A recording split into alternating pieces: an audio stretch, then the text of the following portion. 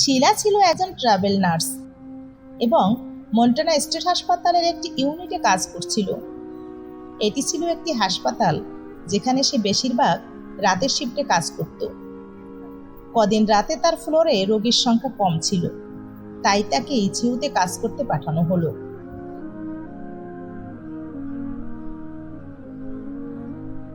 ওই রাতে 3টা বাজে একজন রোগী কলিং বেল বাজালো।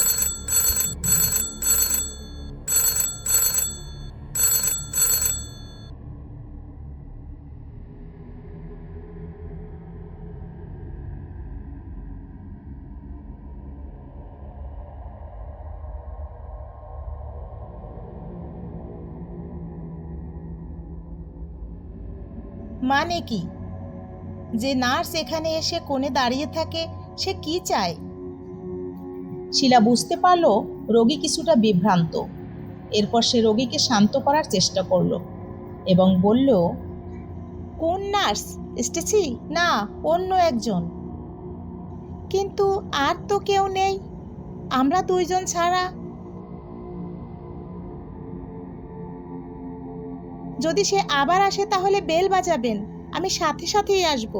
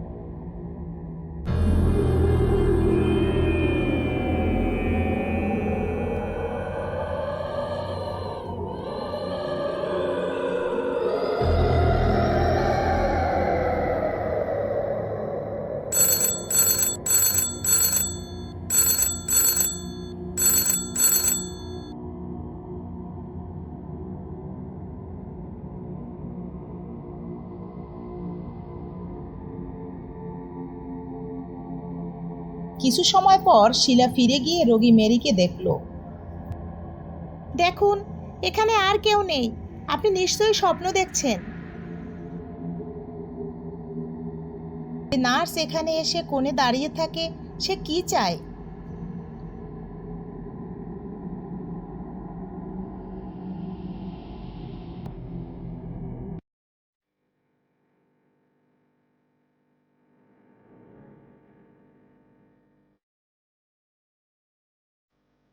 বাথরুমে তো কেউ নেই।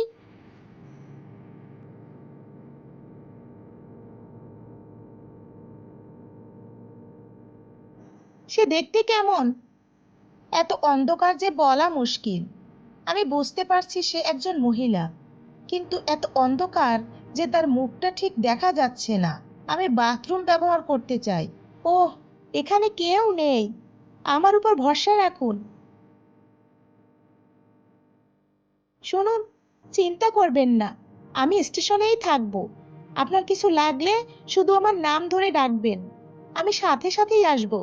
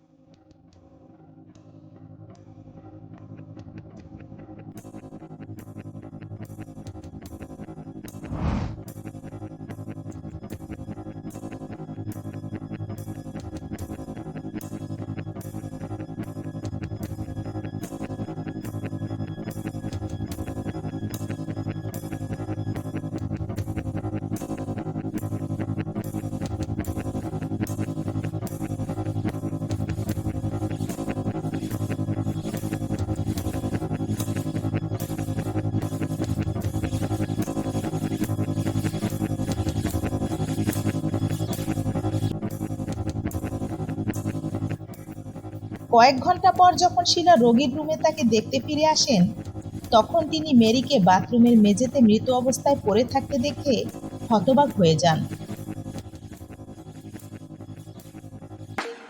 ঘটনার ৩ মাস পর শিলাকে আবার একই ইউনিটে ডাকা হয়।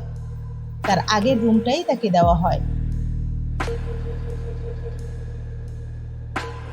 এবার ৬০-এর দশকের শুরুর দিকে একজন ভদ্রলোক ছিলেন রোগী। তিনি খুব ভালো মানুষ ছিলেন, খুব সজাগ এবং সচেতন ছিলেন। রাতটা শান্ত ছিল। প্রায় ভোর ৩টে বাজে এবং তার রোগীর কলিং লাইট জ্বলে ওঠে।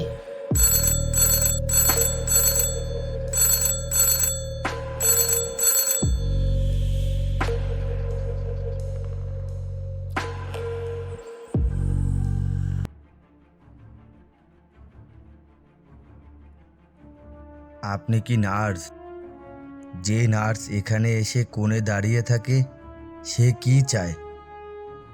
সত্যি বলতে আমি জানি না স্যার। আজ রাতে এই ফ্লোরে আমরা দুজন নার্স ছাড়া আর কেউ নেই, আর আপনি প্রথম নন যিনি এটা বলছেন। আহ, চুপ করুন। আমাকে ভয় দেখানোর চেষ্টা করবেন না।